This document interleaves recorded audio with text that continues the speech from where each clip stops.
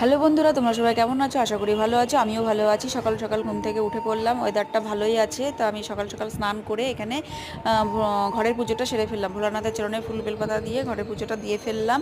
আর সামনের মন্দিরে যাব, সেখানে আজকে একটু গিয়ে জল ঢেলে আসবো। তো আমি এখানে সব গুছিয়ে রেখেছি। 5 রকম ফল, মিষ্টি, ফুল, বেলপাতা আর দুধ গঙ্গা জল সব গুছিয়ে রেখেছি। এদিকে আমি রেডি হয়ে গেছি, প্রায় অনেকটা রেডি হয়ে গেছি। ওদিকে বদ্দি রেডি হচ্ছে। তা বদ্দি এখন চলে আসবে। দেখো বদ্দি চলেও এসছে। তা বদ্দি আমরা দুজনে এখন বেরোবো। তা বদ্দি হচ্ছে আমার কাছ থেকে একটুখানি দুধ গঙ্গা জল দুটো মিষ্টি করা নিয়ে নেওয়া হলো। তা বেশি দেরি না করে এবার আমরা বেরিয়ে পড়বো। দেখো আমরা মন্দিরে চলেও এসেছি। হ্যাঁ, এখানে 2-1 জন আছে, পুজো দিচ্ছে। আস্তে আস্তে ভিড় হবে। তা দেখো শিবলিঙ্গটাকে খুব সুন্দর লাগছে। বেশ সুন্দর করে সাজানো হয়েছে আর ফুল বেলপাতা দিয়ে পুজো দেওয়া হচ্ছে। তা আমিও দিয়ে নিলাম ফুল বেলপাতা দিয়ে।